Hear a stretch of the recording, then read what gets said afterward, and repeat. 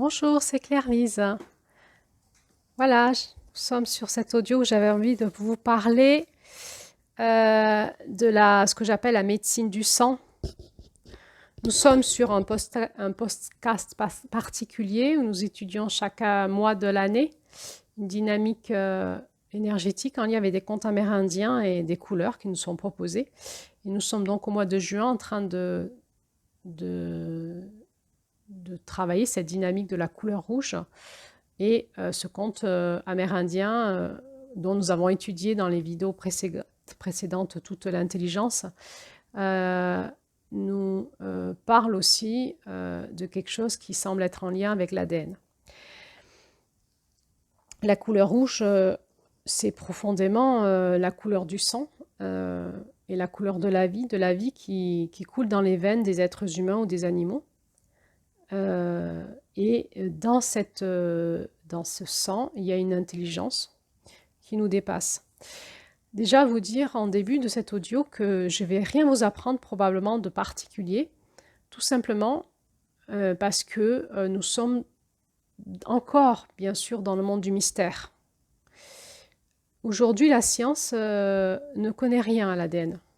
Les avancées et les découvertes sur l'ADN et la génétique sont très pauvres, tout comme en fait l'intelligence cellulaire, en fait, de comment fonctionne une cellule, pourquoi la cellule primitive cette cellule souche devient tous ces organes tellement différents derrière. La science aujourd'hui ne sait pas l'expliquer. Et ça, c'est bien en lien avec l'ADN. Moi, je suis infirmière et il y a 20 ans, 25 ans, 30 ans, je ne sais plus, je ne sais pas compter, 30 ans, 20 ans. Quand je faisais mes études d'infirmière, j'étais dans une école à Lyon assez cotée et on avait tous les grands pontes des hôpitaux de Lyon qui venaient nous faire des cours. Et les médecins, donc ces grands pontes, nous disaient en cours que l'ADN, c'était quelque chose qui était inné et qu'on ne pouvait pas le changer. Tout comme ils nous expliquaient qu'on avait un nombre de neurones de manière définie à notre naissance et que les neurones ne bougeaient pas, en fait, voire même on les perdait à fur et à mesure que l'on grandissait, enfin que l'on vieillissait. Donc on gagnait des connexions neurologiques dans l'apprentissage et ensuite on allait perdre des neurones et que c'était le phénomène de la vieillesse et c'était comme ça. Et en fait, moi j'ai eu cette chance de participer à l'évolution de la science sur ces deux sujets-là en particulier et de le suivre de près parce que j'étais après en service de réanimation en tant qu'infirmière et entre autres en réanimation néonatale où on se posait ces questions éthiques quand on voyait les examens de certains bébés qui avaient eu des hémorragies cérébrales ou qui étaient nés beaucoup trop tôt, avec des cerveaux qui n'étaient pas encore assez développés, se poser la question de est-ce qu'on continuait à essayer de sauver leur vie ou est-ce qu'on arrêtait les traitements parce que est-ce qu'on allait en faire des légumes en fait? Qu'est-ce qui était mieux? C'était d'arrêter là tout de suite pour finalement que ces petits êtres ne souffrent pas puis que leur famille n'ait pas une vie de galère derrière avec des enfants excessivement handicapés ou mis dans des institutions qui allaient coûter cher à la société française et ça on en parlait aussi. Ou est-ce qu'il fallait continuer les soins?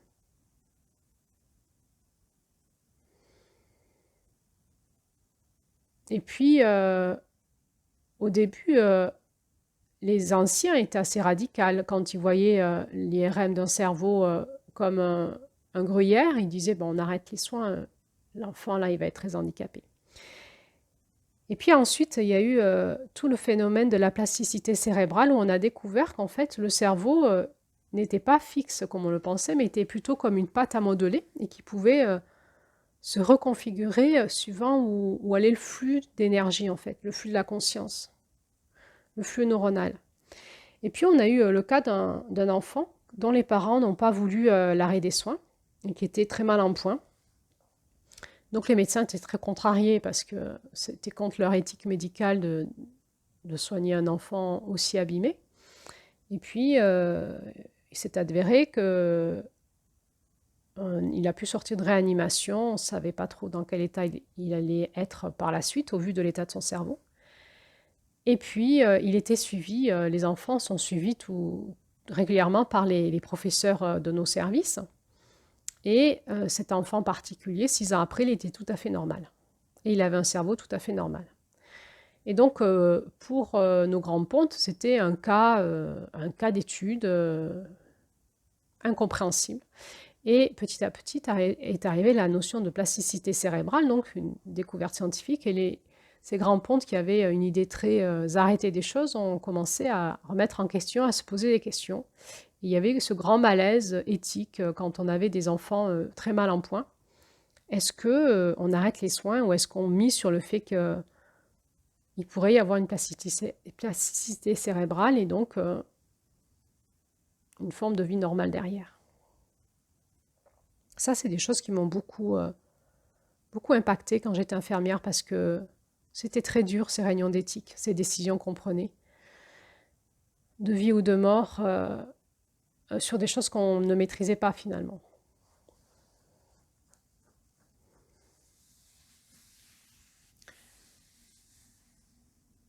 Et puis,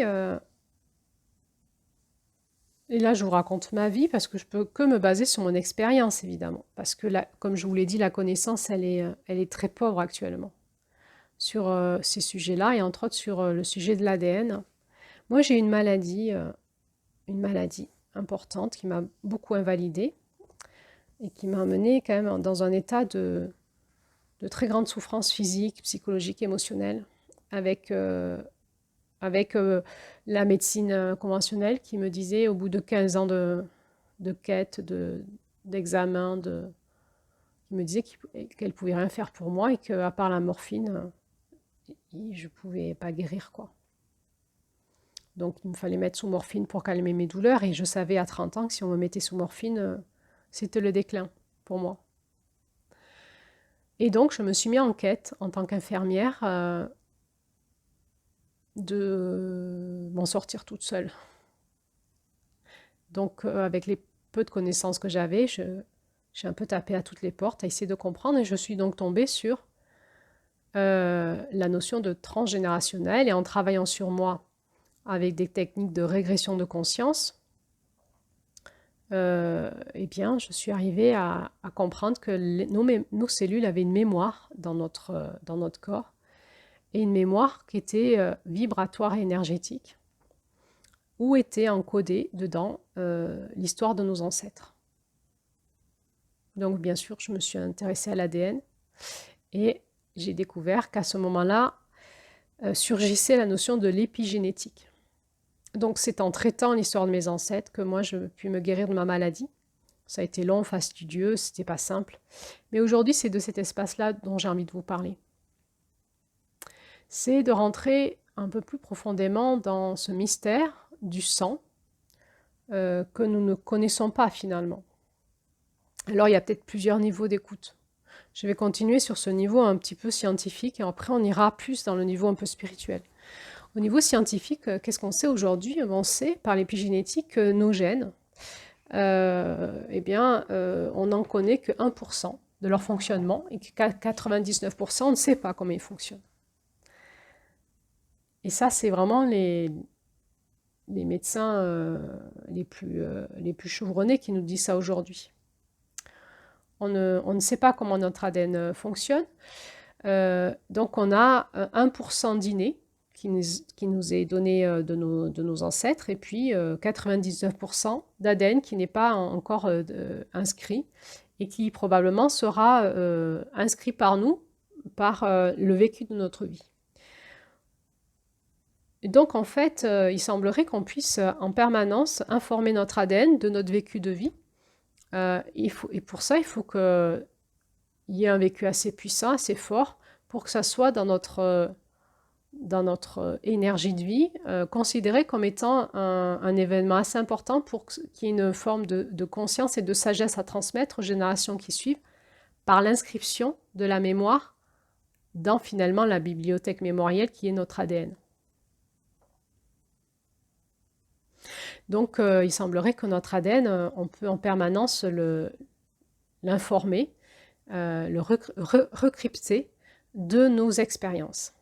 Alors aussi bien de nos expériences douloureuses comme étant une information de attention, ou de nos expériences magnifiques de puissance comme étant une sagesse de réussite. Et donc nous héritons par ce 1% d'ADN de nos ancêtres, de leurs forces et de leurs faiblesses, mais nous héritons aussi de 99% de possibilités pour nous d'expérimenter notre vie comme nous le voulons finalement, puisque nous allons nous-mêmes réinscrire notre histoire dans cet ADN que nous allons ensuite transmettre à nos enfants de manière aléatoire avec le brassage génétique.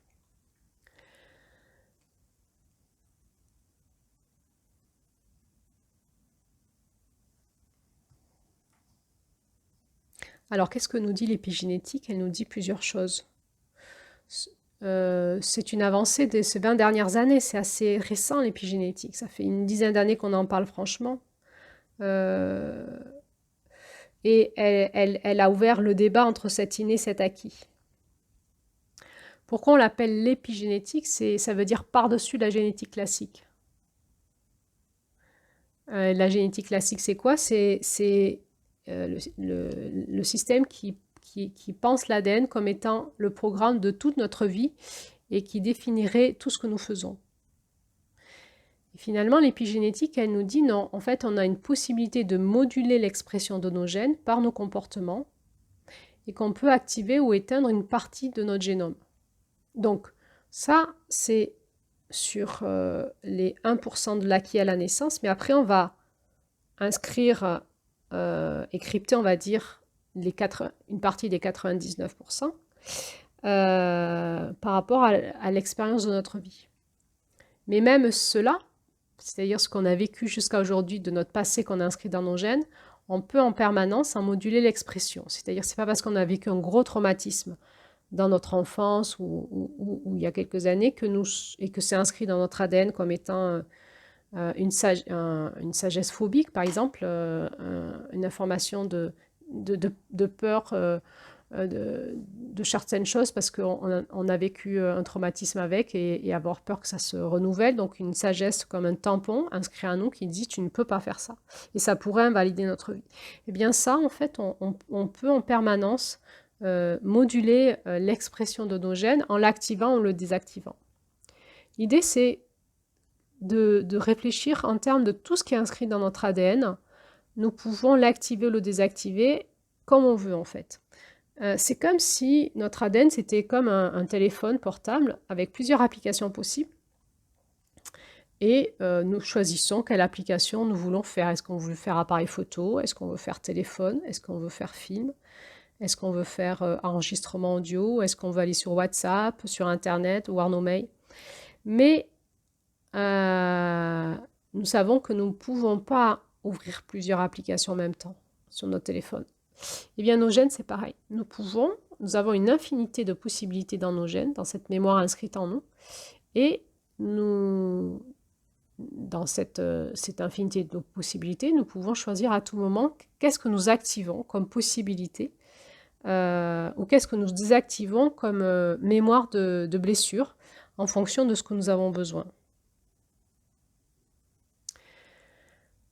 Ça veut dire qu'on a une infinité de possibilités, de ressources et de sagesse, de potentiel à activer en nous ou à réinformer dans une, on va dire on pourrait dire une équation qui nous est favorable pour que tous ces gènes s'activent d'une façon qui nous convienne dans ce qu'on veut vivre, la situation dont nous sommes en train de vivre. Ça veut dire quoi? Ça veut dire qu'en fonction des situations que l'on vit, du contexte, des personnes que l'on rencontre, on peut tout à fait changer de personnalité, de potentiel. Et en fonction aussi de nos désirs, il faut que nos désirs soient très puissants. C'est-à-dire que nous avons beaucoup de ressources et nous avons aussi, parfois, nous sommes bloqués par une sensation de perte de potentiel ou de manque de ressources. et nous pouvons en permanence désinformer ça et retrouver d'autres ressources en nous. Ça, c'est vraiment finalement la maîtrise de notre énergie de vie, la maîtrise de notre puissance intérieure peut nous faire arriver à maîtriser notre système génétique pour aller checker au fond de nous et aller dynamiser ce dont nous avons besoin. Souvent, vous savez, j'ai l'image des panneaux de gare, vous savez, qui tournent quand il y a les changements horaires, ça tourne, et il y a plein de petits modules là, qui tournent tous en même temps, et puis on les regarde et on ne sait pas qu'est-ce qui va sortir comme écriture. Et finalement, j'ai souvent cette image pour mon ADN, c'est comme si mon intelligence allait faire tourner en moi toutes les possibilités possibles, et hop, va arrêter tel module pour ça, tel module pour ça, tel module pour ça, et ensuite ça fait cette équation qui va bien pour cette période de vie ou cet événement-là. Mais comment on fait du coup pour arriver à faire ça? Pour arriver à dynamiser notre potentiel intérieur et à redynamiser, à éteindre ce qui ne nous convient pas, à allumer ce qui nous convient, et puis aussi à acquérir de nouvelles finalement sagesses à réinscrire dans notre ADN. Comment on fait? Alors, il y a plusieurs réponses. La réponse de la science, là où en est la science sur l'épigénétique, c'est de nous dire, ben nous, on observe qu'il y a cinq choses, 5 éléments qui semblent avoir un impact sur l'épigénétique. La première chose, c'est la nutrition, l'alimentation. Si on observe les abeilles, elles ont toutes les mêmes gènes, mais l'abeille qui va devenir une reine et qui va vraiment devenir une reine aussi physiquement, c'est celle qui va manger de la gelée royale.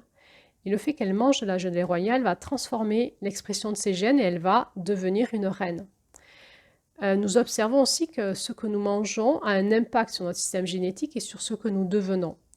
Alors, on peut le voir sur la nourriture physique, mais aussi sur la nourriture émotionnelle, psychologique, spirituelle, philosophique, etc. Ce dont nous nous nourrissons, s'il y a assez de puissance, on va dire, énergétique, va impacter nos gènes et va nous transformer.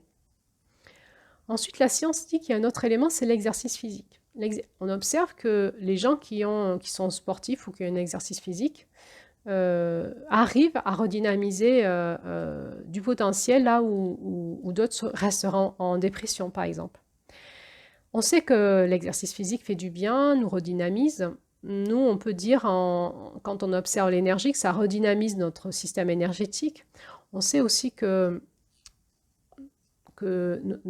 par exemple, nos points d'acupuncture, nos méridiens, si on regarde avec l'œil de la médecine chinoise, correspondent à des potentiels qu'on a en nous, et qu'il semblerait qu'il y ait un lien entre l'énergie qui circule en nous et la redynamisation de nos potentiels intérieurs.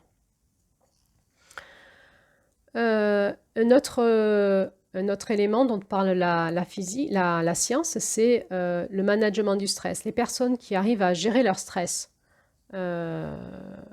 d'une façon saine vont redynamiser des ressources en elles que les personnes qui sont hyper stressées n'auront pas. Elles n'auront pas ce potentiel-là. Donc c'est vrai qu'on préconise la gestion du stress avec tout un tas de pratiques et de techniques.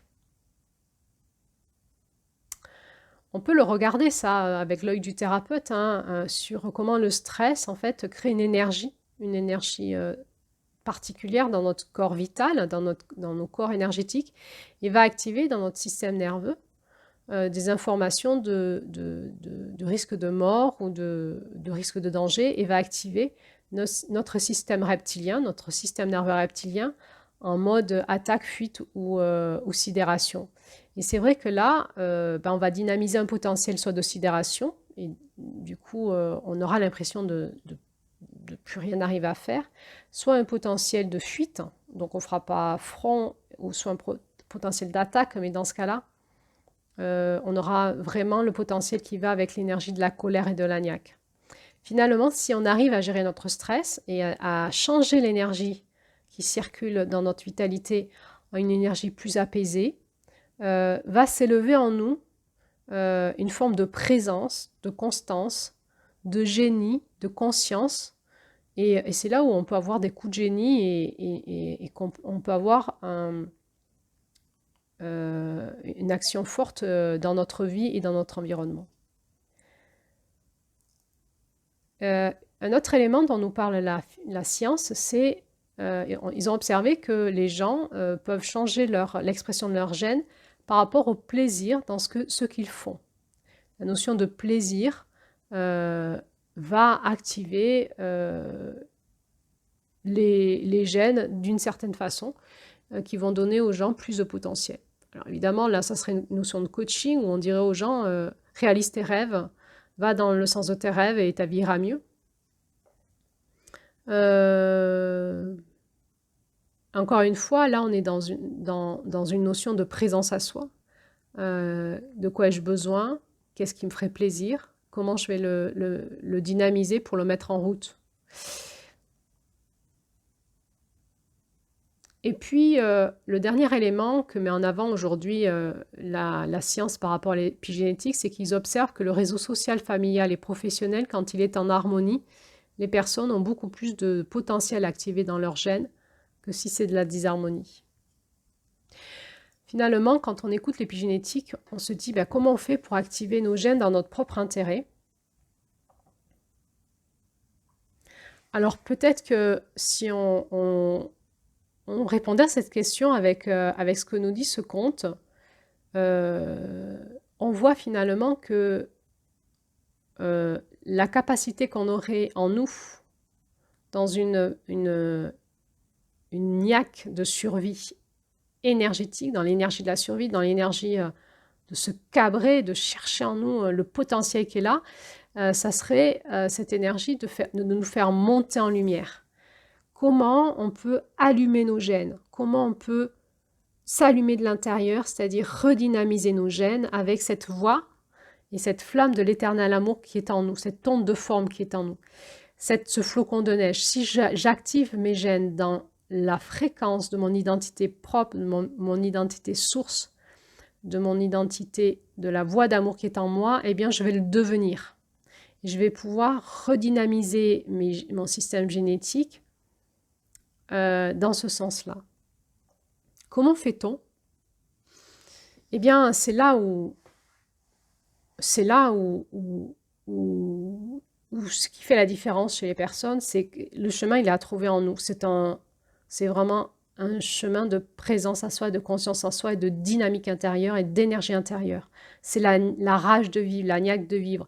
Mais c'est vraiment la question qu'on peut se poser, c'est comment j'allume mes gènes, comment j'allume mon énergie intérieure, comment je dynamise mon énergie intérieure avec cette lumière aussi de la conscience, de l'amour, cette lumière de la vie, plutôt que d'écouter ce qui transpire à l'intérieur de moi et qui me dit que j'en suis pas capable, ou que puisque j'ai vécu ça dans le passé, je suis bloquée, ou que parce que mes ancêtres, du coup, je peux pas. Ce que je veux vous dire là, c'est pas de la théorie, c'est moi je l'ai vécu. J'avais une telle information de mort dans mon système génétique activé que je ne pouvais plus vivre à 30 ans, physiquement, émotionnellement, psychologiquement. Et 15 ans après, non seulement je suis bien en vie, mais je suis devenue thérapeute pour aider les autres aussi à faire ce chemin-là. Mais ça n'a pas été un chemin facile. Ça a été vraiment un chemin d'abord de rencontre avec moi-même, dans mon intériorité, par l'intermédiaire de techniques thérapeutiques avec des thérapeutes. Et puis, ça a été un long chemin initiatique intérieur jusqu'à que je comprenne qu'il fallait que je trouve en moi mon potentiel, que ça ne serait pas par l'écoute que ce que me disait l'extérieur, ces ressources extérieures, comme ces médecins ou même ces thérapeutes qui n'ont pas la science infuse. Et je pouvais m'aider de choses et d'autres qui me disaient, mais qu'il fallait que je trouve en moi le chemin. Et que le chemin, il serait en moi et qu'il y avait que moi qui pouvais le faire. Et je suis partie en quête de survie au démarrage, et puis ensuite de rage de vivre et de vie. C'est comme une résurrection. Et aujourd'hui, quand je vois mon corps, comment il va bien, et dans quel état j'étais il y a 15 ans, pour les médecins, je suis une miraculée. Je me souviens plus d'avoir souffert, en fait. Je me souviens plus d'avoir eu un corps qui allait mal. Tellement aujourd'hui, je vais bien.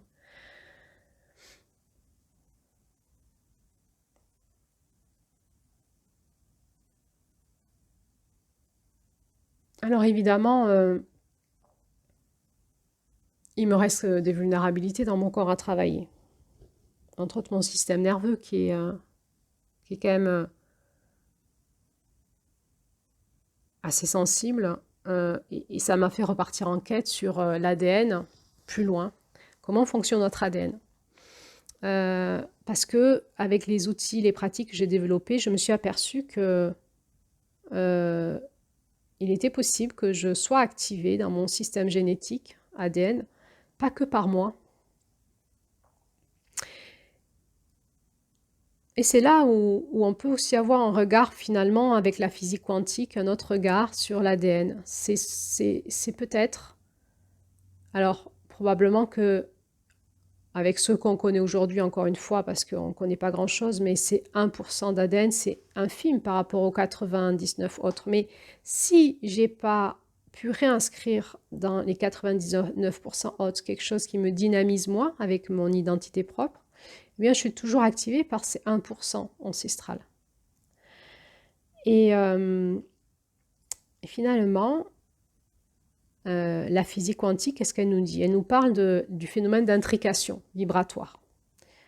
C'est quoi ce phénomène d'intrication vibratoire? Elle nous dit que deux particules issues d'une même identité vibratoire, donc qui vibreraient la même identité vibratoire, si on les met dans des laboratoires très éloignés l'une de l'autre, à l'autre bout de la planète, si on change l'identité vibratoire d'une des particules, instantanément à l'autre bout de la planète, l'autre particule change aussi d'identité pareillement. Et on appelle ça le phénomène de l'intrication quantique. Quand on observe l'ADN, l'ADN qu'on reçoit de nos ancêtres, finalement c'est comme un saut d'une partie de leur fréquence. On n'a pas tout leur ADN. C'est comme un saut d'une fréquence qui est la leur. Et pour finir, dont ils sont porteurs aussi, dans leur âme, là où ils sont. Et moi, j'aimais cette hypothèse qu'il y a une intelligence dans l'ADN qui nous relie au cosmos. Cette équipe familiale, cette équipe de sang, tout d'un coup, je la vois comme étant une unité familiale avec des partenaires qui sont dans le cosmos. Et on avait vu que dans le cosmos, il y a des fréquences qui sont différentes. Et on avait vu au mois d'avril, hein, je vous avais fait un audio sur qu'est-ce qui se passe quand on meurt, par exemple.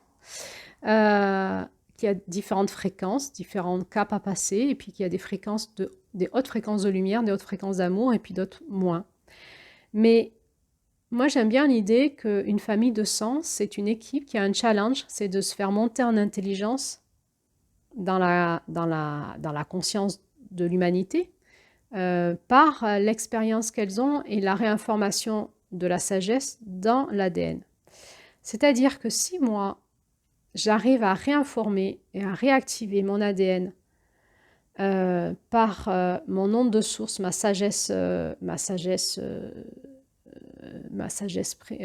primordiale et par mes expérimentations dans la matière, je vais pouvoir imprégner, redynamiser aussi l'ADN ancestral et réorienter l'âme de mes ancêtres vers un espace qui correspond à ce que j'ai réalisé.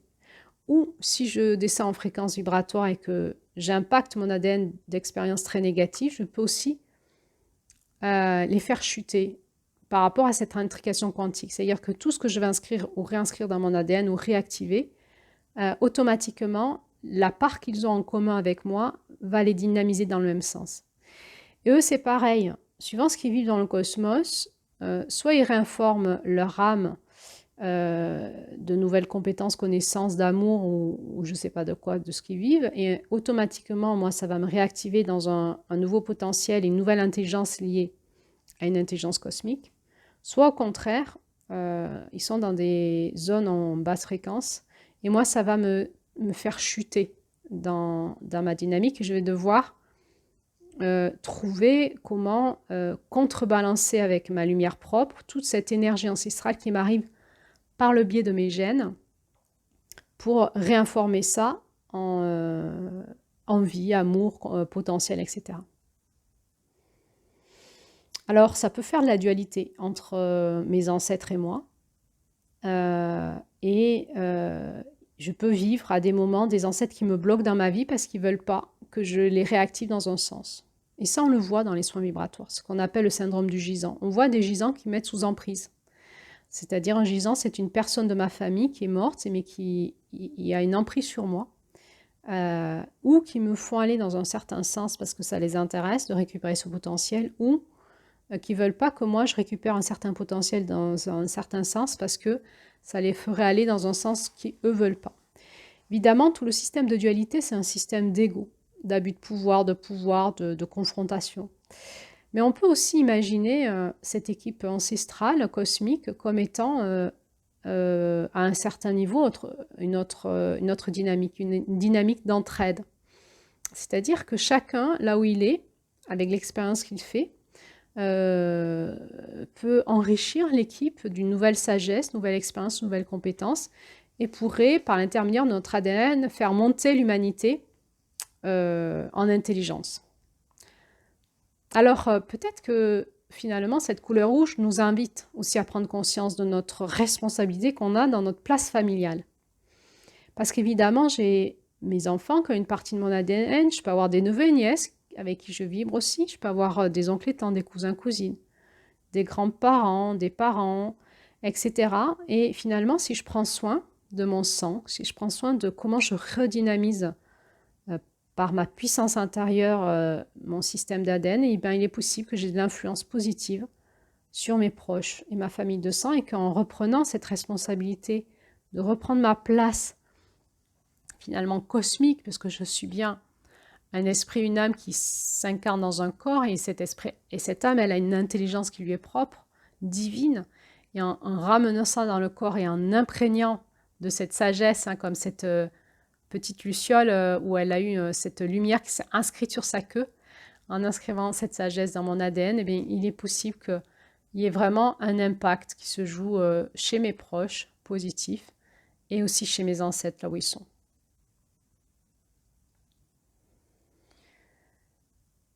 Voilà, ça c'était un angle de vue que je me permettais de vous proposer, d'explorer si vous voulez.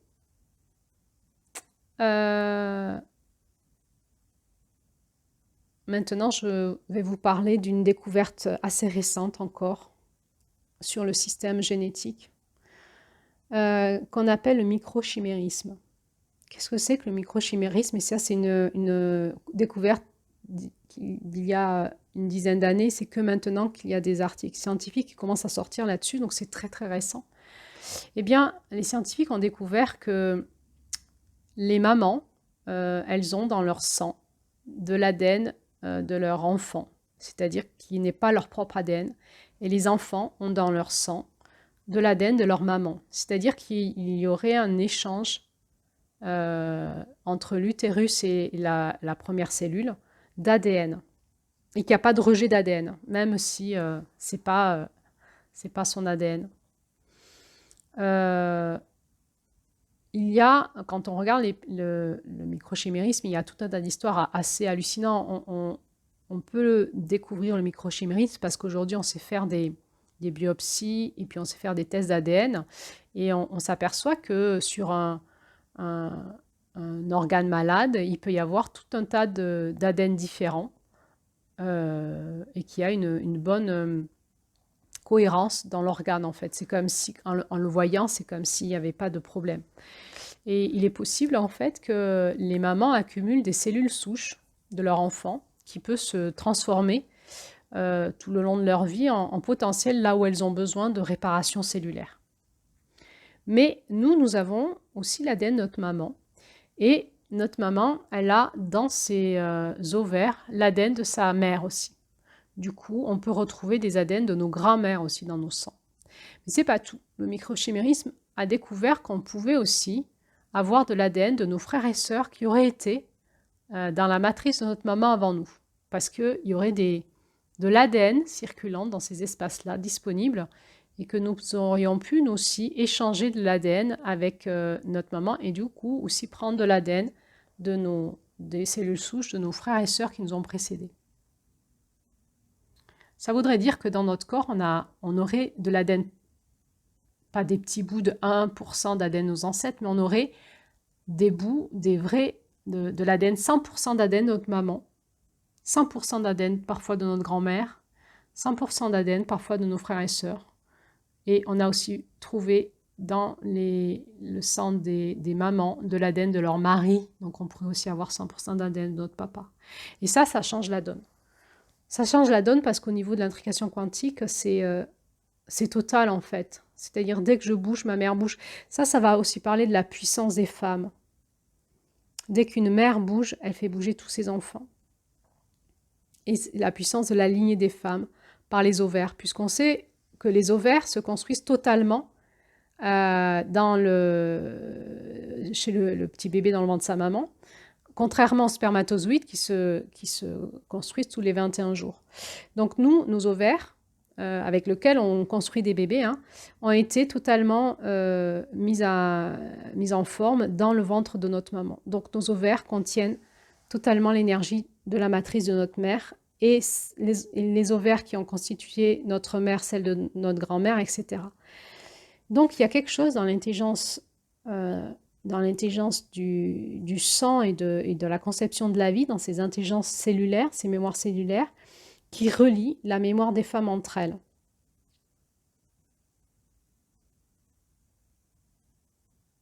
Et là, on rentre dans un mystère vertigineux qui s'appelle la puissance du féminin, la puissance des femmes, la puissance de la vie. Comment font les femmes pour faire des bébés dans leur ventre? On n'en sait rien.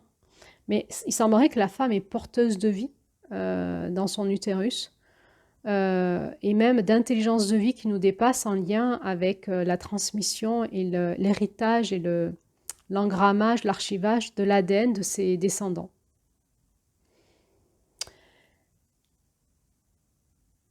Ça voudrait dire aussi qu'en travaillant sur nous, de type épigénétique, de type nous remettre dans notre potentiel, dans notre joie, dans notre amour, etc., eh bien, ça redynamiserait nos mamans. C'est-à-dire que la descendance pourrait créer une forme de redynamisation des anciens, en fait. Probablement que dans l'ADN et dans donc le sang, il y a une intelligence divine qui est en lien avec l'évolution de l'humanité. Et la capacité qu'on a, sans le savoir, à participer à l'évolution de la sagesse et de l'intelligence des êtres humains, et probablement d'une façon dont on est très loin d'imaginer. Il est probable que l'intelligence dans laquelle on est aujourd'hui en tant qu'être humain, elle est très très basse, qu'on est très loin dans nos performances possibles, et que ça passera par la maîtrise de notre énergie de vie et de ce potentiel-là pour redynamiser notre intelligence source et pouvoir les exprimer réellement, concrètement dans notre humanité.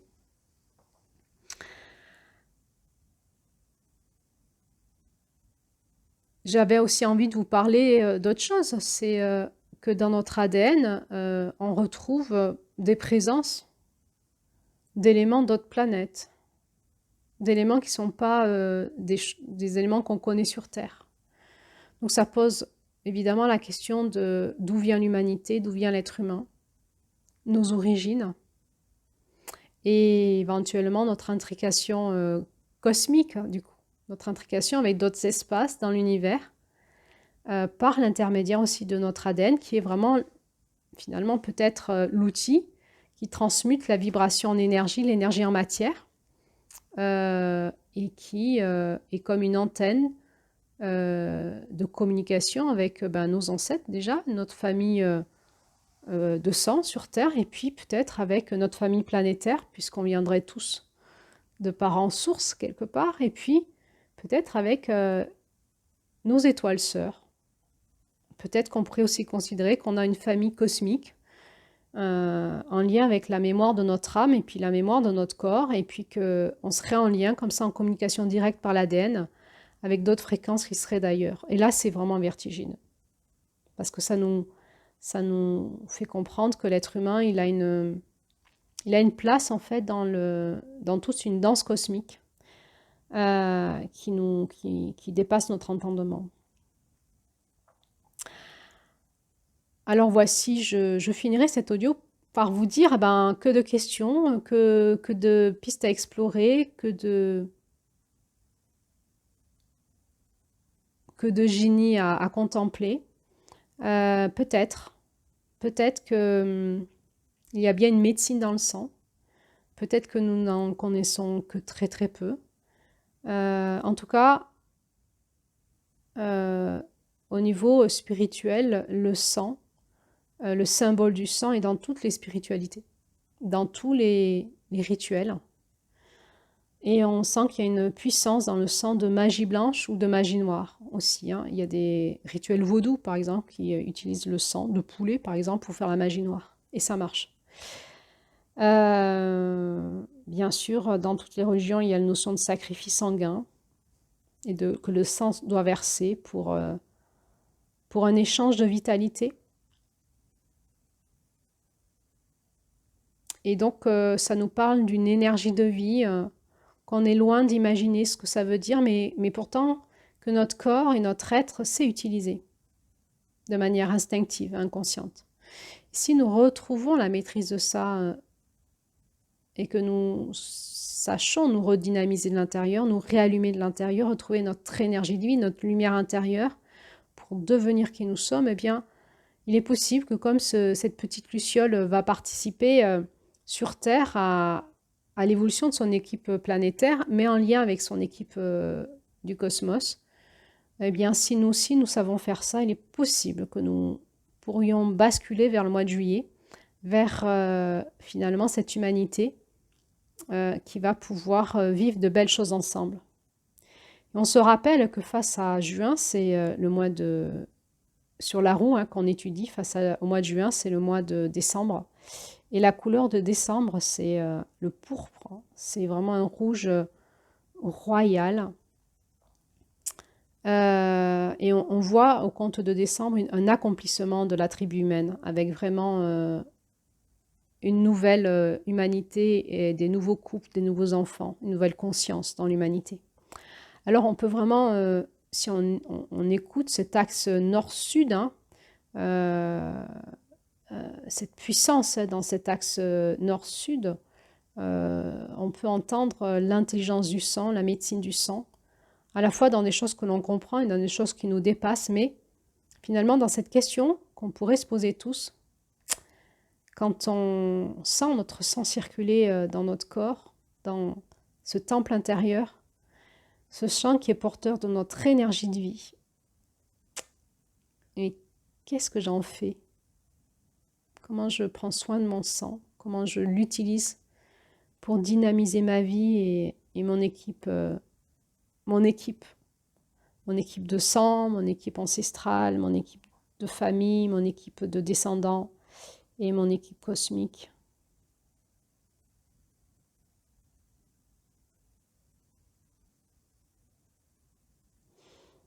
Voilà, j'ai l'image comme ça qui vient de pactes, hein, que certains, on voit dans les traditions ancestrales, des alliances qui étaient faites en partageant une goutte de sang. C'était un pacte de vie. Qu'est-ce qu'on fait de la puissance de la vie qui est dans notre sang, celle qu'on a conscience et celle qu'on n'a pas conscience? Comment on en prend soin, comment on l'utilise au service de notre vie, de notre humanité et bien au-delà de ça, au service de quelque chose qui nous dépasse, qui s'appelle le divin qui est en nous et qui coule dans nos veines. Voilà, c'était ma petite réflexion à la fin de ce mois de juin. Eh bien, je vous souhaite et je nous souhaite une bonne aventure avec cette porte qui s'ouvre, l'exploration de la puissance de vie qui est dans notre sang. Je vous remercie pour votre écoute et à bientôt pour la suite.